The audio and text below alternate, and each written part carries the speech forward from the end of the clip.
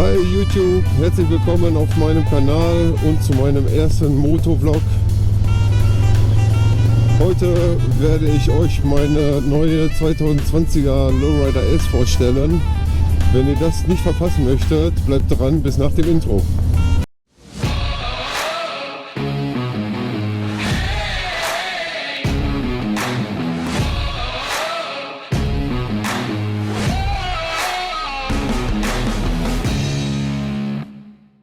Hi Leute, herzlich willkommen. Mein Name ist Michi. Das ist mein erster Motovlog. Ich hoffe, von der Kameraperspektive und vom Sound passt alles soweit. Ihr könnt mir gerne in die Kommentare reinschreiben, ob es in Ordnung ist oder ob es Verbesserungspotenzial gibt. Und wenn ja, eventuell auch Tipps geben, was man machen könnte, um es besser zu machen. Ich gehe aber jetzt erstmal davon aus, dass es soweit in Ordnung ist. Ich habe das Video jetzt schon gefühlt 5-mal abgedreht und jedes Mal war irgendwas nicht in Ordnung und ich hoffe jetzt, dass es diesmal passt, weil ich möchte jetzt endlich mit meinem Motovlog starten und mal das erste Video auch hochladen. Kommen wir zurück zum Topic. Heute geht es um meine neue Lowrider S. Ich bin bisher eine Sportster 48 gefahren, die bin ich 5 Jahre lang gefahren. Und war auch immer sehr zufrieden mit der Sportster, aber nach einiger Zeit hatte ich immer das Gefühl, ich müsste was Neueres und Größeres fahren und habe auch immer mit der Dyna Lowrider S geliebäugelt, die im Jahr 2016 und 2017 verkauft wurde. Leider gibt es die nicht mehr als neues Motorrad zu kaufen und wenn man sich die Gebrauchtpreise der Lowrider S der Dyna Lowrider S anschaut, sind die auch jenseits von Gut und Böse. Und dann habe ich das Thema erstmal wieder verworfen, bis 2020 die Softail Lowrider S auf den Markt gekommen ist. Warum habe ich mir die Lowrider S gekauft? Da gibt es verschiedenste Gründe, warum ich dieses Motorrad genau gekauft habe. Und zwar der allererste Grund ist die Optik. Ich liebe die Optik dieses Bikes, dieser Special-Version, die komplett in schwarz ist, mit der Lampenmaske vorne auch drauf. Ich liebe diesen Klappstyle. Also im Prinzip die Basis der Lowrider S ist genau das, was ich mir vorgestellt habe. Bin das Motorrad noch nicht mal Probe gefahren. Ich habe es wirklich nur aufgrund der Optik gekauft. Ich bin auch ein emotionaler Mensch und entscheide viele Dinge aus dem Bauch heraus. Ich wollte die Harley logischerweise dann auch so schnell wie möglich haben und habe dann auch eine gefunden, welche allerdings nicht gleich um die Ecke bei mir war. Ich musste die 520 Kilometer von meinem Standort entfernt abholen. Das Motorrad war genau schon so umgebaut und das zu einem Preis, der sogar niedriger ist, wie die Dynas aktuell gehandelt werden. Great! Welche Dinge wären für mich jetzt wichtig gewesen zum Umbauen? Das wäre eine Auspuffanlage und das Heck bei der Lowrider, was mir so vom Werk aus jetzt nicht gefällt. Diese Dinge waren schon erledigt bei dem Verkäufer in Berlin und deshalb habe ich da auch zugeschlagen. Es passte eigentlich alles. Die Umbauten waren da, wie ich sie brauche. Der Preis stimmte und dann habe ich auch zugeschlagen und bin auch nach Berlin gefahren. Mit meiner Frau zusammen sind wir hingefahren und ich bin mit dem Motorrad zurück. Und dann kommen wir zum nächsten Punkt. Das wäre Langstreckentauglichkeit. Ich hoffe, das war jetzt ein guter Übergang. Ja, ich denke schon. Langstreckentauglichkeit. 520 Kilometer mit dem Motorrad zurückgefahren von Berlin zu mir nach Hause. Bei einer Maximalaußentemperatur von 6 Grad, wahrscheinlich eher 4 oder 5 Grad und die letzten 80 Kilometer sogar 0 Grad. Das hat aber alles funktioniert und ich muss sagen, ich bin extremst bequem auf diesem Motorrad gefahren. Also ich bin 1,82 groß und entgegen vieler Meinungen sollte man die Fußrastenanlage nach vorne legen. Kann ich jetzt von meiner Seite her halt so nicht bestätigen. Ich bin 520 Kilometer gefahren und ich bin die sau bequem gefahren, diese 520 Kilometer. Mit der Original Fußrastenanlage, mit der mittigen, mit dem Lenker, mit dem Originallenker und dem Originalsattel. Der Sattel war so bequem. Auf meiner Sportster habe ich vielleicht 100 Kilometer geschafft und dann war ich froh, dass ich tanken durfte. Auf diesem Motorrad, wenn es jetzt die Temperaturen auch zugelassen hätten, wäre ich auch locker 1000 Kilometer gefahren. Also ich habe wirklich bei diesen 500 Kilometern 3 Stopps waren das gemacht, glaube ich, 3, um eine kleine Kaffeepause zu machen. Aber ich bin wirklich sau bequem gefahren. Also Lenkerposition, Fußrastenanlage, alles optimal. Beim PC sagt man ja auch, never touch a running system. Ich werde hier an dieser Konfiguration hier gar nichts ändern. Es wird von meiner Seite so bleiben, wie es ist. Weil an der Sportster habe ich das auch so gehabt. Ich habe den Sattel getauscht, ich habe die Fußrasten getauscht, ich habe den Lenker getauscht. Ich habe so viele Sachen geändert, weil ich irgendwie nie so richtig klar kam und warm geworden bin, was die Sitzposition angeht. Und warum sollte ich hier etwas ändern, wenn das hier alles schon meiner Seite perfekt ist? Ist es schon relativ teuer, diese ganzen Sachen auszutauschen. Und wenn du schon für dich gefühlt die beste Position gefunden hast, warum solltest du dann Geld ausgeben? Also sprich, ich werde gar nichts ändern. Ich lasse alles so, wie es ist und bin glücklich mit der Konfiguration. Ja, so viel zum Thema Langstreckentauglichkeit kann ich nur bestätigen. Mit dem Motorrad kann ich wirklich weit und bequem fahren. Finde ich super. Und wenn wir jetzt zum zweiten Punkt kommen, weit, dann meine ich mit weit, ich habe hier einen 18,9 Liter Tank. Und ich bin wirklich weit gefahren mit einer Tankfüllung. Also als ich das Motorrad voll getankt habe, hat er mir 430 Kilometer angezeigt am Bordcomputer. Und ich musste tatsächlich, ich habe 1,5 Tankfüllungen verbraucht. Und es ist extrem sparsam. Dafür, dass wir hier so einen großen Motor drin haben, hat er wirklich wenig verbraucht. Das heißt, ich konnte mir mit der Sportster musste ich alle 100 Kilometer tanken und hier, wenn ich alle 400 tanke, spare ich mir einige Tankstops und das ist auch richtig prima. Nicht nur, dass es von der Bequemlichkeit langstreckentauglich ist, sondern auch vom Verbrauch und durch den großen Tank, den ich hier habe mit 18,9 Liter, kann ich auch wirklich lange Touren antreten, ohne dass ich ständig die Tankstelle besuchen muss. Super.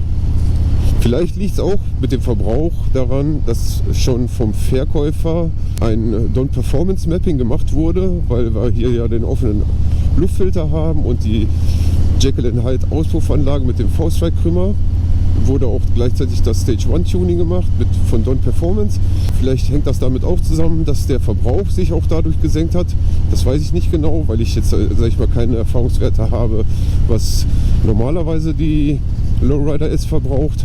Aber jetzt von meiner Erfahrung, die ich jetzt gemacht habe auf der Strecke von den 500 Kilometern, fand ich den Verbrauch extremst gering und die Reichweite super. Bombe. Dann kommen wir zum dritten Punkt. Agilität des Motorrads. Das Motorrad ist auch extrem gut ausgestattet. Doppelscheibenbremsen, die richtig zupacken, wenn du den Griff betätigst. Ist kein Vergleich zu einer Harley mit einer Scheibe. Also da muss ich schon sagen, die ist echt giftig, die Bremse. Und die bringt dich auch schnell zum Stehen. Des Weiteren hast du ja auch das Monoshock-Federbein unterm Sattel plus die Upside-Down-Gabel vorne und den schmalen Vorderreifen, den 180er Hinterreifen.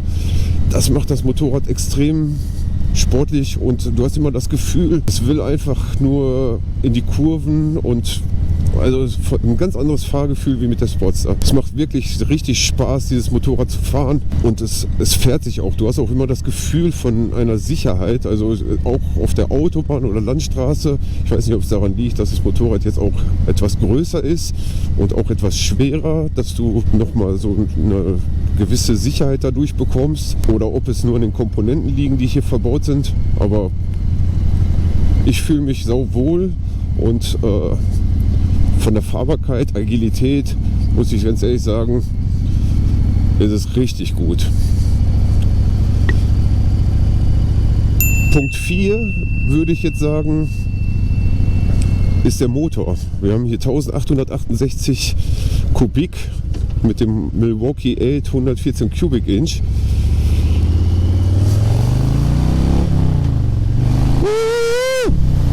Amazing! 114 Cubic Inch, 1868 Kubik.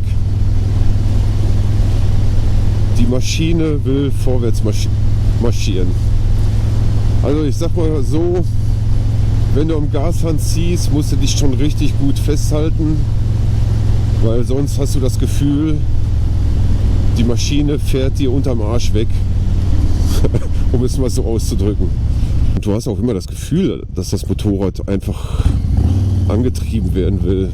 Also irgendwie animiert mich das auch permanent, am Gashahn zu ziehen.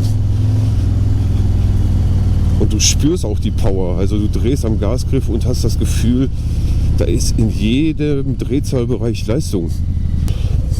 Vielleicht liegt das am Don Performance Tuning, das weiß ich nicht, ob das daran liegt, dass das Motorrad so gut läuft. Also ich habe hier keinen Magerruckel, egal in welchem Drehzahlbereich du am Gashahn ziehst. Die Maschine will immer weiter vorwärts. Und dann haben wir noch den Sound jetzt auch mit dieser Auspuffanlage. Das ist einfach nur göttlich. Also die Jekyll & Hyde Auspuffanlage mit dem V-Strike-Krümmer, die ist im Stand angenehm, wenn die Klappen offen sind. Aber sobald du losfährst, brüllt die hinten raus mit einem tiefen, bassigen Sound, dass du das Grinsen gar nicht mehr aus dem Gesicht bekommst. Das kommt wahrscheinlich in den Videos gar nicht so richtig rüber. Da könnte man auch nochmal in einem separaten Video auch nochmal einen Soundtest machen. Aber wenn man auf dem Motorrad sitzt, man hört das Brabbeln hier und das bereitet dir jedes Mal ein Grinsen. Ich würde sagen, das sind so die Gründe, warum ich mir die Lowrider S gekauft habe. Ich werde jetzt mal versuchen, ein ruhiges Plätzchen zu finden, dass ich euch das Motorrad mal zeige. Dann kann ich euch mal zeigen, was genau bereits umgebaut war, als ich das Motorrad gekauft habe. Ich kann euch zeigen, was ich bereits für Umbauten gemacht habe und wie die Zukunft aussieht, was noch für Veränderungen kommen werden, die ich logischerweise dann auch in einem Motovlog mit euch teile. Und ja, dann würde ich sagen, sehen wir uns gleich, sobald ich das Plätzchen gefunden habe. Okay Leute, hier ist meine Lowrider S 2020. Wie schon zuvor gesagt, sind einige Dinge geändert worden. Unter anderem die Auspuffanlage mit dem V-Strike-Krümmer, der Kennzeichenhalter hinten und die LED-Blinker vorne und hinten. Hier sieht man das, vorne sieht man auch schon die LED-Stripes. Und hinten der Kennzeichenhalter mit den integrierten LED-Blinkern und dem Bremslicht. Richtig nice, schön clean alles. Was habe ich selber gemacht? Ich habe hier die Achscover installiert, hinten, also auch vorne schön in matt, dass das auch passend zu der Gabel ist. Und was habe ich noch installiert? Auch noch von SP Connect eine Handyhalterung. Das ist das, was bisher passiert ist. Demnächst stehen noch diverse andere Umbauten an, wie Gepäckträger. Da habe ich auch was ganz Feines gefunden.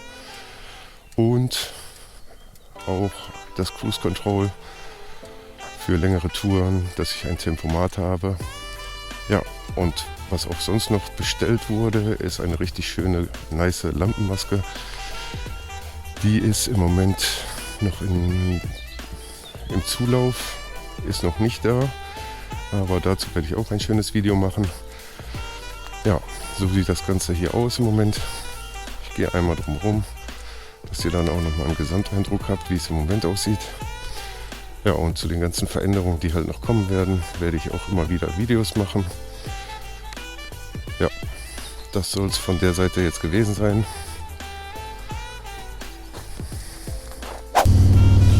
Ja Leute, ich würde sagen, das war es jetzt erstmal in diesem Video von meiner Seite. Ich hoffe, euch hat das Video gefallen und ihr könnt mir ein Like hinterlassen.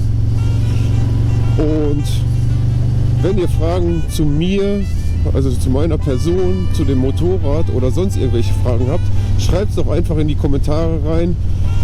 Ich werde jeden Kommentar lesen und auch kommentieren. Ich freue mich auf eine angenehme Diskussion und wenn ihr auch in Zukunft keine weiteren Videos verpassen möchtet, abonniert den Kanal, aktiviert die Glocke, damit ihr sofort informiert werdet, sobald es ein neues Video gibt von mir und der Lowrider Ace. Bleibt gesund,